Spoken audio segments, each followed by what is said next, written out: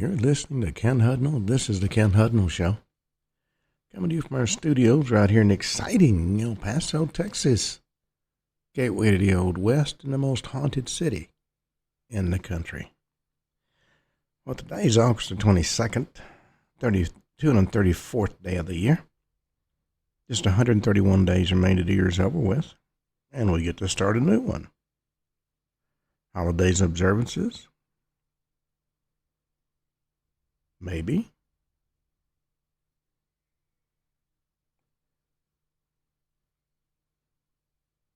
Okay. National Eat a Peach Day. It's a enjoyable fruit with a velvety skin and a sweet aroma. National Vowel Day.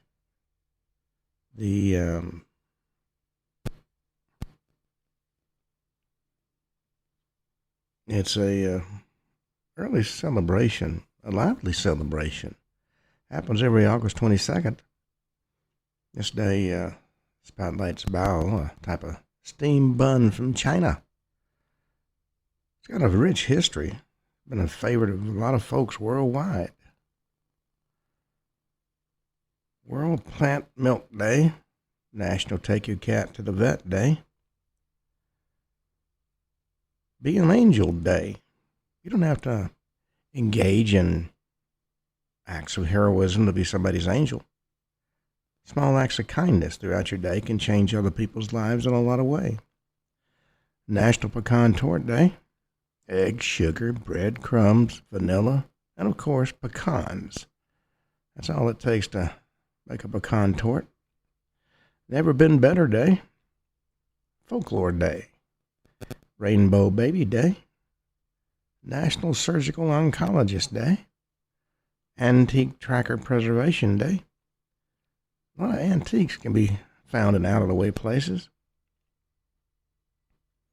International Day commemorating the victims of acts of violence based on religion or belief. We got a lot of that craziness going on. Crayfish Party. National Fishing Month. Sarajevo Film Festival. Largest film festival in Southeast Europe. Navasard. National Aviation Week. Famous people born on this date. James Corden and Gary Grice. Or Grice. Not sure how to pronounce that one. Well, with all that having been said, let's see what stories we have in the news. There's always crazy things happening. Well, the Cracker Barrel change is... a lot of folks have said it's woke, caused a lot of backlash. The logo overhaul, for one thing, it's they're calling it the Bud Light moment of Cracker Barrel.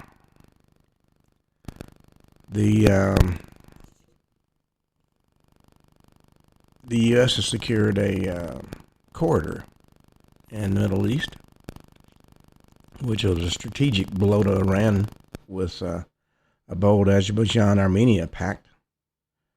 This trade corridor deal is a major blow to Tehran. Ayatollah's got some serious issues to deal with. This agreement, which was between these two countries, which was signed earlier this month, grants the U.S. a 99-year lease over the Zangezur corridor. That's a narrow strip of land that serves as a critical trade and energy route to Europe, bypassing Tehran entirely. Iranian-American journalist and dissident Rana Shahzan told Fox News Digital the move is a wonderful gain for the U.S. Delivers a slap in the face to Tehran. The judge, who was so gleeful to hit President Trump with a $500 million fine, had the book thrown at him on appeal. Judge Engoron failed to preserve a single dollar of his original fine against President Trump. He was going to put the president in his place.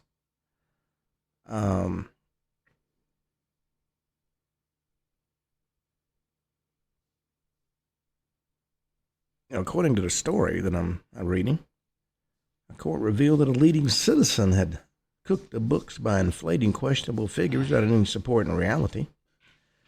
And his wild overvaluation was widely viewed as motivated by self-aggrandizement.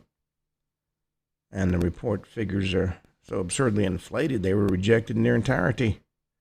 In the end, it turns out he was over the true value by $500 million. And that man was Judge Arthur Engoron. The New York appellate court unanimously threw out his absurd $500 million judgment and interest against President Trump. It was Engoron who seemed, as he characterized President Trump's witnesses, as having simply denied reality. He made the independent assessment that Mar-a-Lago was worth between $18 million and $27.6 million. Turns out he was totally off base. All right. One D.C. store owner says President Trump's anti-crime actions may be making the streets safer, but they're hurting sales.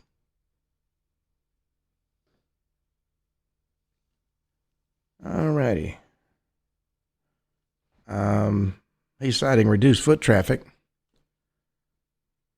Was a liquor store, and during a meeting, he said the federal takeover in D.C. has led to reduced foot traffic, which is causing a major blow to his sales.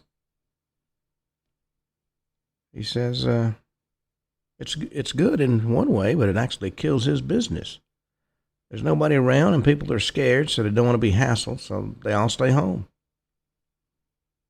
According to this business owner, who said his name was John, this federal police presence has resulted in a roughly 30 to 40% drop in the store's sales. And of course, that's not a good thing by any means.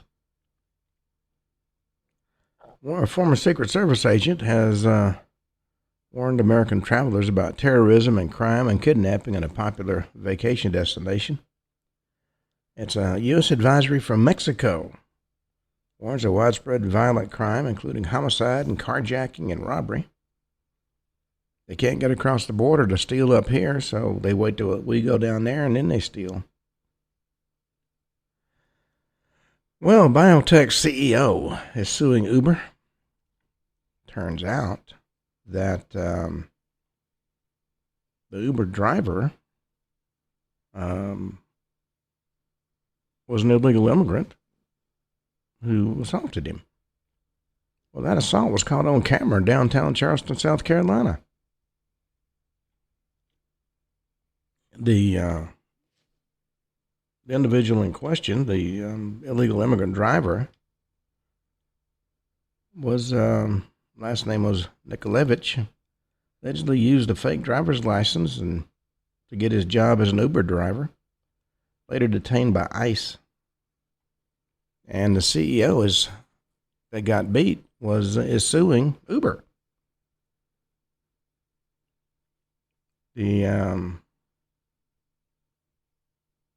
lawsuit filed Monday in Charleston County alleges TC Biofarm CEO Brian Coble, 45, suffered a concussion in April after an Uber driver, an illegal Russian national, attacked him in a King Street restaurant parking lot.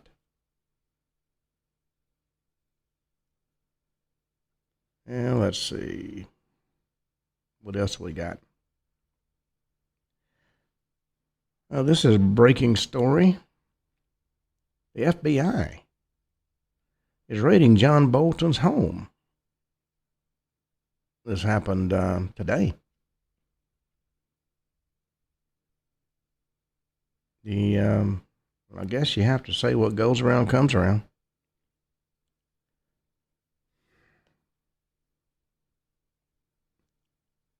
Well, there is 6 people who died in a dairy accident in rural Colorado. Southeast Wildfire Protection District crews responded to confined space rescue call. At least 6 bodies were found after this accident took place. That's WELD County Sheriff's Office told Fox the incident doesn't appear to be criminal in nature. Occupational Safety and Health Administration officials confirmed they received notification, but it doesn't say what caused it. This happened near Keansburg, which is about 40 miles northeast of Denver. Well, Democrats are just having a fit over the $8 billion Paramount Skydance merger, cited Trump influence in the canceled Colbert show. So the House Democrats are going to probe the merger. That's according to Adam Schiff, that supporter of law and order. Well, 2 people are dead after eating sandwiches from a food truck. Botulism deaths are raising food truck safety concerns. There's a doctor preaching wellness.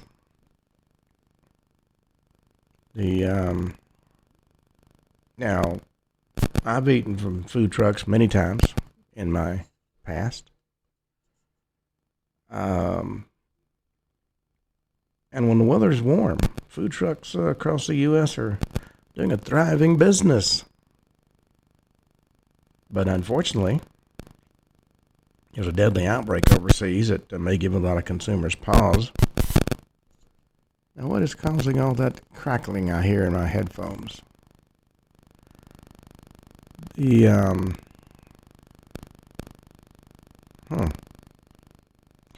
Italy, 2 people died in a botulism outbreak linked to a food truck.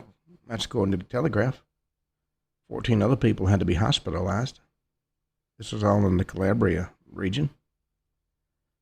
The 2 victims, Luigi Di Sarno, 52, and Tamara Diacunto, 45, died after eating sandwiches made of sausage and rapini. So the question becomes, are food trucks riskier than restaurants? That's a question that's going to have to be addressed. Well, social media is having quite a hilarious meltdown about Kamala Harris's new book. It's called 107 Days. It's going to be released September 23rd. And her book promotion push is being scored online as nationwide comedy tour. She made the announcement that she was going on tour to promote a new book. It's about her short, failed 2024 presidential campaign against President Trump.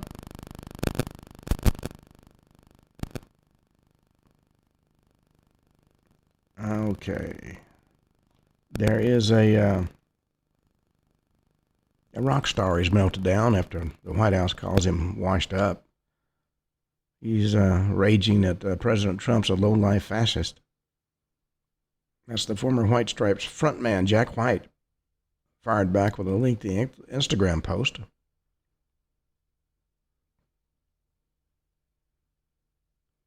Jesse Waters did a segment on what's going on in Washington, D.C. He says President Trump's giving D.C. a facelift.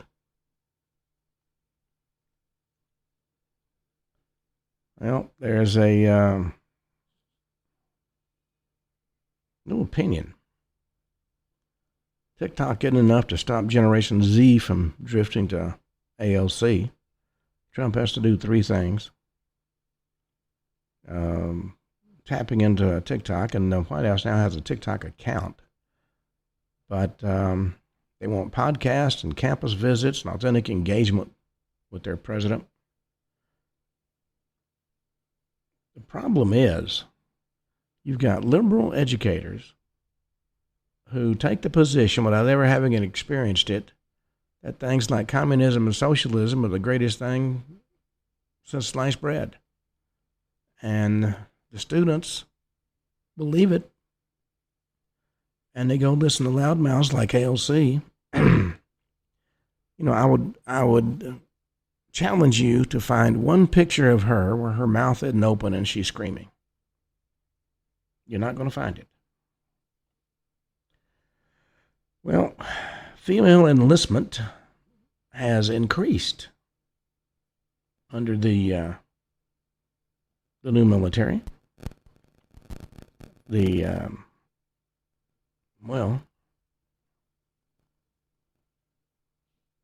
Military focus has shifted under their new leadership. Well, Hurricane Erin is causing coastal flooding on the East Coast. We're going to have an interesting hurricane season this year.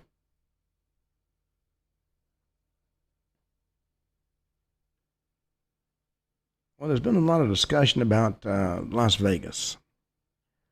And one casino CEO said dining habits are evolving amid tourism drop. The days of Las Vegas being a place to visit because of cheap buffets is in the past. Last time I went, we had a phenomenal buffet. It cost about $15 a person. Now that same buffet would cost you a lot more than that.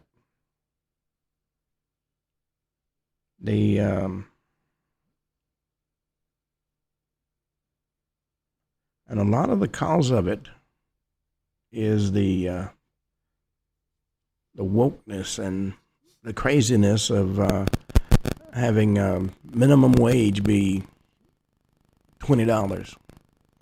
I remember when I got out of college, minimum wage was $7.25, and that was on the high end. Okay. I'm having system issues this morning. That's, there we go. Well, Fox Corporation is going to have a new streaming service called Fox One. And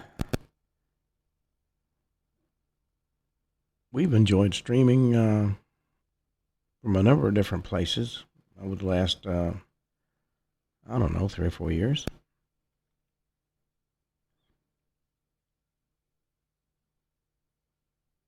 There's a Harvard scientist says a mysterious interstellar object could be a nuclear-powered spaceship.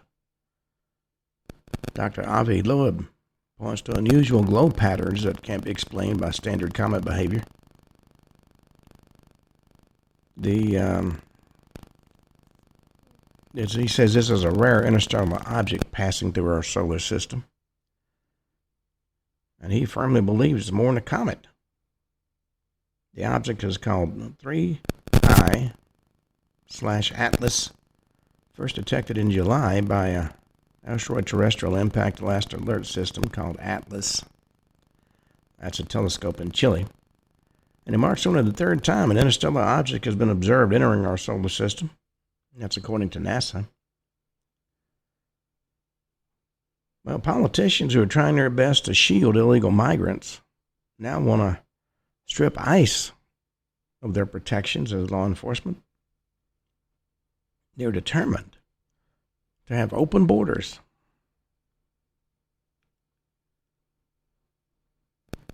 Well, an Obama-appointed judge has ruled that Trump appointee Alina Habba is unlawfully serving as a U.S. attorney. Looks to me like we got an individual unlawfully serving as a judge. He's supposed to uphold the law, not make it himself. Well, California Parole Board is going to decide whether Eric Menendez should get out of prison He and his brother killed their parents, allegedly because the parents were abusing the two boys. Well, another story I just discovered. Cracker Barrel stock has taken a nosedive after unveiling their first major logo redesign in decades. They're trying to, the new people in charge are trying to modernize it and be woke without calling themselves woke. Folks go to Cracker Barrel not because of political philosophy, but because they like the food and they like the atmosphere. Well, there are the Labor Day appliance deals going on at Sam's Club and Amazon and a lot of the other big box stores. Well, Secretary of State Rubio has put the brakes on worker visas after the fatal crash in Florida involving an illegal immigrant trucker who couldn't pass the test in any state but California to get his license. What is... Okay, the Florida Immigration Detention Facility expansion has been blocked by one of God's anointed. Federal judge is blocking the facility called Alligator Alcatraz from expanding. The Florida officials say they're going to appeal, of course. This Florida judge issued a preliminary injunction yesterday, blocking Florida from further expanding Alligator Alcatraz Immigration Detention Center, built in the middle of the Florida Everglades. U.S. District Judge Kathleen Williams, who God has anointed, her injunction formalized a temporary halt she'd ordered 2 weeks ago. And if she's anything like the judges I've dealt with here, you need to find her price sheet and see what it cost to get the decision you want. I had one judge here tell me after our attorney took a bribe to walk away, he said, well, which one of my friends do you want to represent you now? When I said none of them, he had a meltdown. He had friends that needed work. Well, a California resident has contracted the plague after being bitten by a bug while out camping.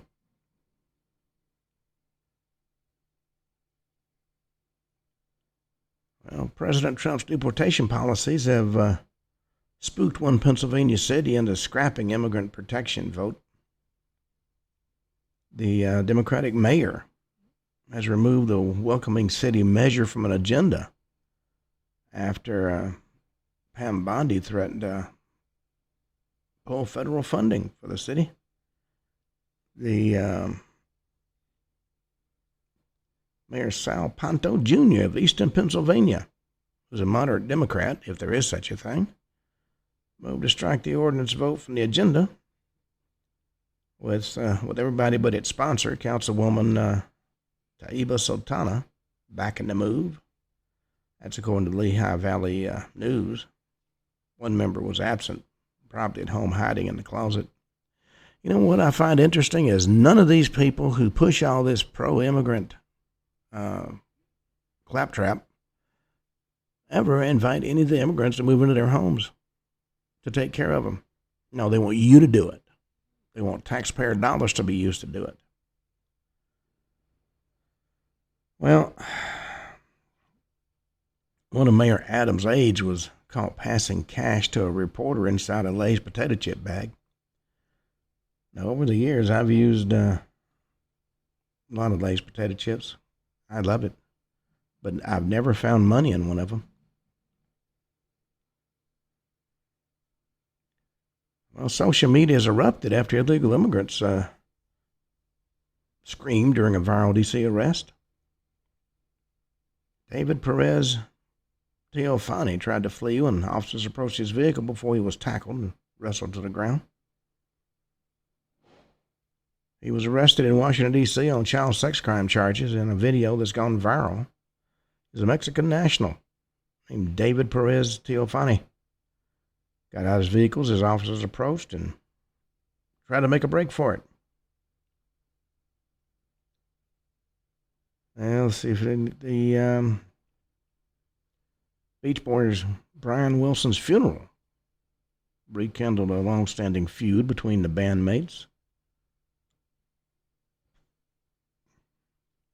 Communist and anti-Israel activists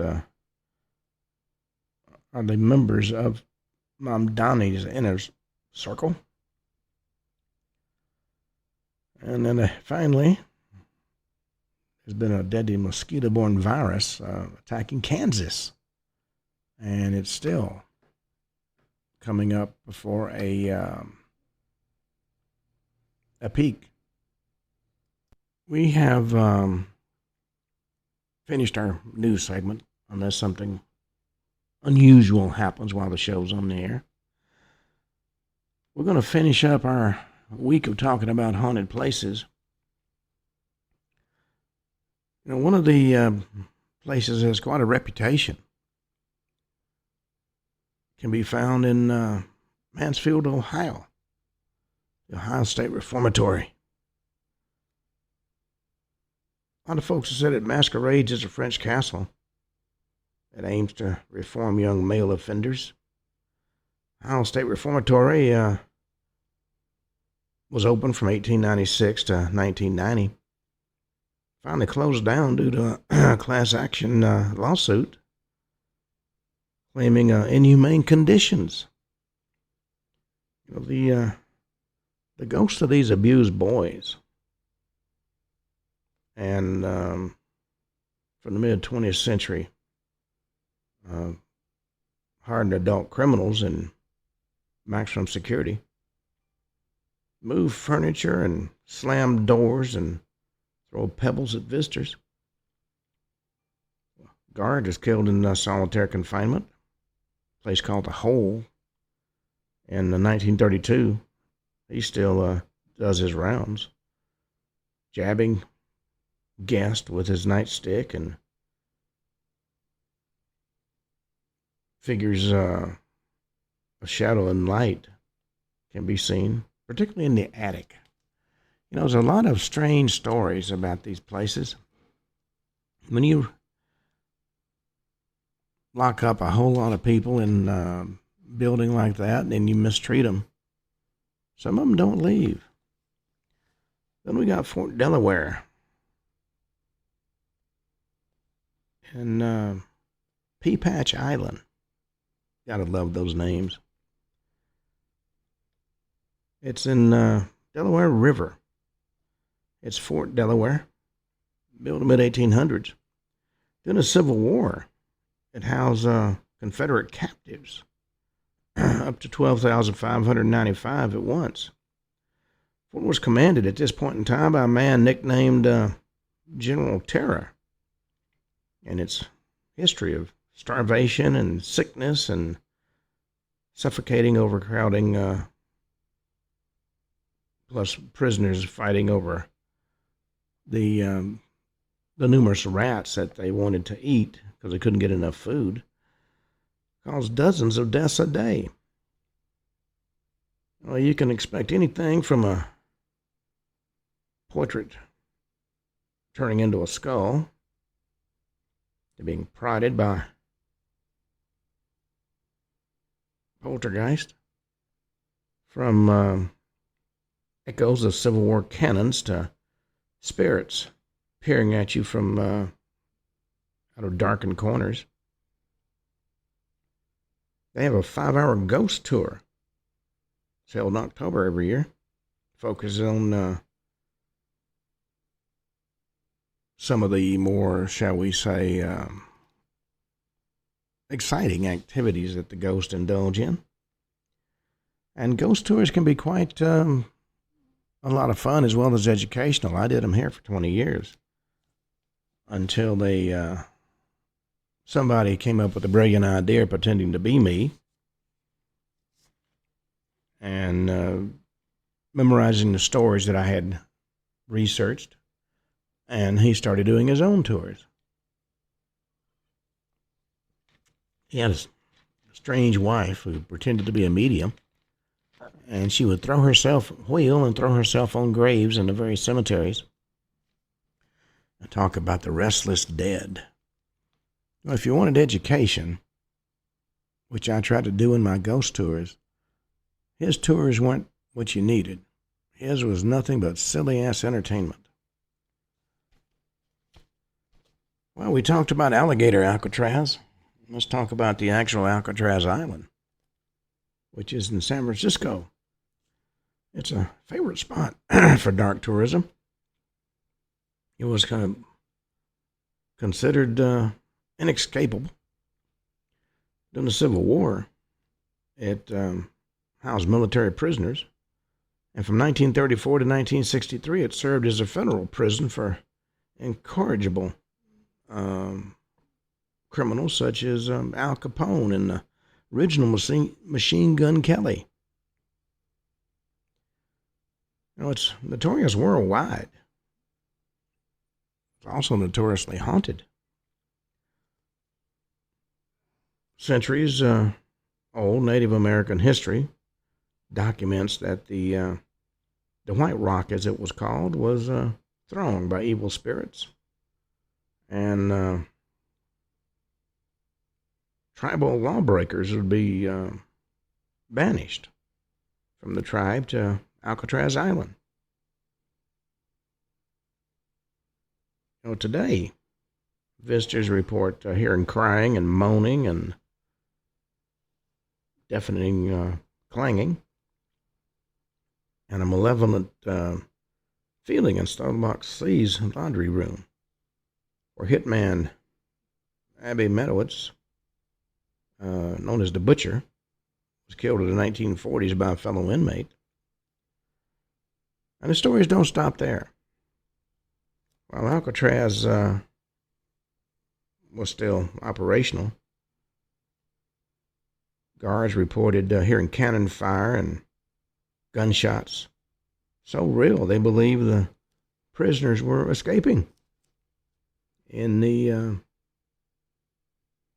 old hospital ward, screams echo from inmates who were secured to a table until they could calm down. And if that didn't work in D Block, which is the most haunted section, man was found strangled in cell 140 back in the 14D back in the 1940s. Rumor has it that the night before, he was screaming that a glowing-eyed monster known as the Thing was trying to kill him. Many visitors report being smothered by a horrific sense of cold, and the smell of is often almost 20 degrees below the rest of the cell block. Also, Alcatraz had a band, and one of the members of the band was Al Capone, played the banjo. And quite often, out of what used to be his cell, you hear somebody playing the banjo. And from all the reports I get, he's not that bad. All right. From Alcatraz, let's go to a place that I find interesting. Graveyards and cemeteries. They've been visiting graveyards and cemeteries has been a popular pastime for centuries. And there's no better time to keep that rich tradition going. We've got several historic cemeteries here in El Paso. One's Concordia Cemetery, and I did tours there until the the local, let's call them the local dilettantes, decided it was a good way for them to make money. One positive thing about touring graveyards is the fresh air and the scenery, history, and quite often wildlife. You can be what's known as a tombstone tourist, which is a time-honored tradition. And medieval pilgrims would often travel around the world to see the graves or the relics of a long-dead saint. Later, the Victorians helped bring the dead and the living together through introduction of garden cemeteries. There'd be footpaths and spaces where you could sit and rest, and decorative trees and unusual architecture. They enabled the public to spend time with their ancestors, enjoying the space as a public park. I remember growing up in a little town in Tennessee, my mother and grandmother would often take time to go to the cemetery and walk around and look at who had died recently and make sure that everything was the way it was supposed to be in the family plot. Cemeteries can teach us a lot about our history, both the bad and the good. And they're an important and irreplaceable link to the past. Visiting and celebrating graves for their artistry and history keeps stories alive and sites open for generations to come. Most cemeteries actually welcome visitors. There are, of course, a few guidelines to help you have a safe and enjoyable experience. When you visit any cemetery, your behavior should be respectful, but especially aware of people attending graves and any interment ceremonies. As you move through the cemetery, you need to be also careful about the fact that land subsidence doesn't put you in the grave with whoever's there. Well, we're going to talk about some of the world's spookiest cemeteries. Cemeteries don't often make the list on tourist must-see places, but some of the greatest and most fascinating and strange places are actually burial places. Let's talk about Highgate Cemetery in London. Located on a hill above the city, Highgate's a Victorian love letter to death, so to speak, and memorialization for centuries. London's burial grounds and churchyards had been busting at the seams. Graveyards had become death traps, so to speak, and the smells from some of the sites were unbearable and seen as a danger to public health. The ever-growing city needed a new and dignified solution to their soaring number of bodies. And so in 1839, Highgate Cemetery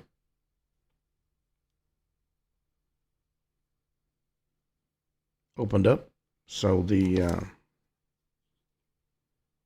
were new places to bury folks. It was on the outskirts of London. It was but one of several large cemeteries that are open around the capital city, offering large and upmarket burial spaces that were not attached to a church. Today, these cemeteries are called the Magnificent Seven and are some of the most dramatic burial sites in the UK. Highgate was so fashionable. It expanded in 1856, adding an East Cemetery. The East Cemetery is more modern and opened while still retaining a sense of Victorian grandeur. Everything had to be ornate during the Victorian era to keep in with the desires of Queen Victoria. It houses the mortal remains of countless celebrities and people of note, including the poet Christina Rossetti, novelist George Eliot, and controversial Karl Marx. His tomb, depicting an enormous likeness of his own head, has been subjected to vandalism and bomb threats since it opened up in 1956. The West Cemetery is a true temple of Victorian architectural excess. Paths take visitors past enormous mausoleums, life-size lions, dogs, huge angels, before passing through the what's called the Egyptian Avenue and a ring of mausoleums called the Circle of Lebanon. Previously topped with a 280-year-old cedar tree, was removed and replaced in 2019. Superstitions surrounding Highgate's spooky roots exist to this day, aided by the Highgate vampire controversies from the 1970s. Throughout the decade, a media storm surrounded the then overgrown cemeteries, where reports of supernatural activity, grave desecration, and even a story of an ancient vampire being up and around were rife. Then from Highgate in London, let's go to Glasgow, Scotland. Glasgow Necropolis. Opened in 1833. The Glasgow Necropolis is a real city of the dead that looks like one of Scotland's largest cities. Following the 1832 British Cemeteries Act, businesses were able to open large private cemeteries that were not only non-religious, but they were actually for profit. Glasgow was one of the first cities to announce it was opening in its own private cemetery. The necropolis proved so popular that by 1851, all 37 acres of land were full. There were 50,000 interments. Not all with headstones, of course. Cemetery has been closed for new burials for decades. It was always intended as a welcoming place for visitors. It attracts a lot of visitors to this day. The paths of this Victorian cemetery snake upwards, leading not to a grave, but to a huge statue of John Knox, the founder of Scottish Presbyterianism. Knox's statue predates the cemetery, having been erected in 1825, but provided a clear focal point around which the architects could plan the layout of the cemetery. Main entrance to the necropolis is a old structure. It's actually outside the cemetery walls. There's a small river called the Melindinar Burn. Needs to be crossed to enter the cemetery. Kind of like crossing the river Styx, wouldn't you say? This reminded a lot of Victorian visitors of crossing the River Styx, which is how that rumor got started. It's the boundary between this world and the rest, and was a sure sign to show due respect to its silent inhabitants. The bridge was completed in 1836 and became the main path for funeral processions, where it gained the nickname the Bridge of Sighs. Then from Glasgow, let's go to Paris. Père Lachaise, opened in 1804, is the world's first garden cemetery and the first civic cemetery in Paris. And while tourists clamored to visit its famous residence, the cemetery didn't always enjoy such fame. Père Lachaise was founded by First Consul Napoleon Bonaparte, who decided drastic measures are required to negate overcrowded city churchyards. 1799, a competition was announced challenging the city planners to find a solution by designing a new cemetery. Ultimately, the winner was Alexandra Theodore Brogniart, who transformed the hilly area in the west of Paris into a beautiful maze. The new concept attracted a lot of tourists, but a lot of locals they weren't really sure if they wanted their loved ones buried outside the city limits. However, the directors came up with a publicity campaign boasting they held the remains of celebrated French poet and playwright Molière. His body had been buried out of service at the king's request and was then disinterred by the revolutionary government in 1792. They stored him in a national museum.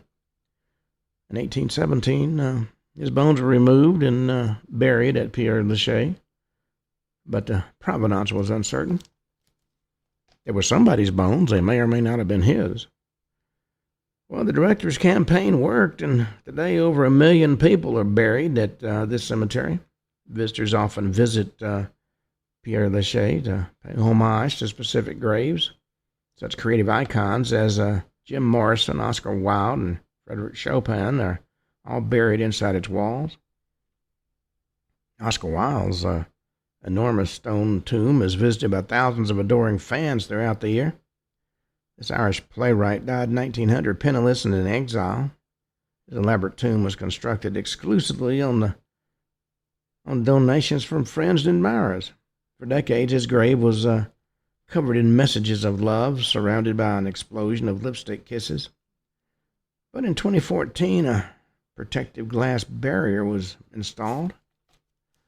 Then we got in Savannah, Georgia, Colonial Park and Bonaventure Cemetery.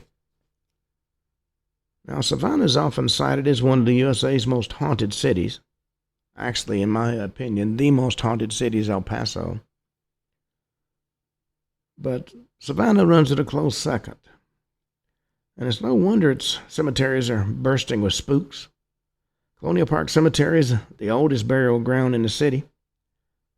Had its first permanent resident in 1750. Cemeteries countless interesting and thought-provoking gravestones, including Revolutionary War soldiers, victims of the yellow fever epidemic, and historical figures such as Button Gwinnett, a signatory to the Declaration of Independence. Now, some visitors reported hearing strange voices, seeing shadow people, and the ghost of infamous murderer Rene Rondelet. Reportedly, he was convicted of murder and hung from a tree inside the cemetery. People claim to have seen him still hanging or even wandering around among the graves. Bonaventure Cemetery was established in 1846 as one of the most beautiful cemeteries in the country. Its banks of magnolia and dogwood create a magical atmosphere, but it also has its fair share of spooky goings-on. There were reports of children's laughter being heard and babies' cries, and even a snarling pack of wild dogs has been heard inside the cemetery grounds. The grave of 6-year-old Gracie Watson is particularly popular with visitors. They often bring her toys and coins, put them beside a statue resembling the child. Some claim to have seen Gracie herself, wandering through the cemetery, searching for something. Then in Baltimore, Maryland, we got Westminster Burying Ground, established in 1786. Westminster Burying Ground is one of the oldest places we're going to be talking about. It's attached to a church, as so many graveyards were. It's actually considered a graveyard or a burial ground rather than a cemetery. It contains a veritable who's who of Baltimore history. Countless heroes of the 1812 and Revolutionary Wars are buried inside Westminster, including General Sam Smith, James McHenry, and James Buchanan. However, it seems to be more mysterious burials that tend to excite visitors. Following writer Edgar Allan Poe's mysterious sudden death in 1849, his burial could never be viewed as a simple affair. He was originally buried in an unmarked grave at the back of the grounds and remained there for decades until in 1875, local school children raised money for a memorial to a fundraising effort called Pennies for Poe. Children were hugely successful in their project. A memorial to the late poet was built at the entrance to the grounds. His body was disinterred and reburied beside his wife, Virginia, and his mother-in-law, Maria. Despite having a grand memorial, a lot of locals believe Poe still restlessly wandering the graveyard, doomed to wander for eternity. But the burial ground is also home to the terrifying Screaming Skull of Cambridge, purportedly the skull of an unknown murdered minister. It's said to be encased in cement with its jaw bound shut in an attempt to stifle its blood-curdling screams. According to legend, the skull would scream relentlessly and sounded so horrific in nature that the sounds would torment the minds of those who hear it, sending them into madness. So they did what they could to shut the skull up. Then we go to Easton, Connecticut, Union Cemetery. Found in the early 1700s, Union Cemetery is a beautiful historical burial ground, and it's said to be home to countless ghosts and ghouls. This infamous site was once deemed evil and demonic by famous paranormal investigators and self-styled demonologist Ed and Lorraine Warren. If you never read any of their stuff, after you read my books, you need to go read theirs. Majority of haunting reports from this cemetery relate to the White Lady, a lonely female spirit in a white gown or wedding dress. She's said to wander around the cemetery and out on the nearby road, cause motorists to swerve or crash their vehicles, believing that they'd hit a pedestrian, only for the lady to completely disappear when the drivers got out of their cars. And a number of other paranormal reports vary, but some of the most chilling are from a spirit or demon called Red Eyes. Several visitors reported a sensation of being watched or feeling a stranger's hot breath against their necks. When they turn around, they're met with a pair of horrible, glowing red eyes staring back at them from a distance. That would tend to disrupt your day. Well, let's go to Christ Church in Barbados, the Chase family vault. Within the churchyard of the Christ Church Parish Church sits some of the most infamous coffins in the world. The Chase family vault, not known for its grand architecture or for the achievements of the people buried there, but for the fact that its coffins move around. Well, according to legend, Chase family bought the gravesite in 1724 after the death of 2-year-old Anne. The body was put in a lead-lined coffin and laid to rest inside the vault. She was joined shortly after by other family members, including her sister Dorcas, and a month later by their father Thomas. Well, as the cemetery workers readied the vault for Thomas to join his daughters, they began to move the huge slab that covered the entrance and found everything inside was not as it was supposed to be. Coffins had been neatly stacked up in the vault when they were buried, were now jumbled and resting against the walls at strange angles. Now, this entire time, the vault had been sealed. Nobody had been inside, so the question became how the coffins could have moved about. So they were all reset with Thomas neatly added to the vault. A year later, they reopened it again for another coffin, and cemetery workers found the vault in the same state of disarray it had been when Thomas was buried. No sign of human interference. Again and again, the same process happened, and even after leaving a layer of sand to detect the footprints of any intruders, the mystery persisted. Eventually, the Chase's wandering coffins were too much for the cemetery, and they were reburied someplace else. To date, their vault sits empty, but there are a lot of spooky stories circulating about the moving coffins. Even the government of the island got involved, but nobody could figure out what had happened. Well, on that note, we come to the end of today's show. And since this is Friday, we'll be back on Monday with a new topic. Until then, this is Ken Hudnall for the Ken Hudnall Show saying have a truly great weekend.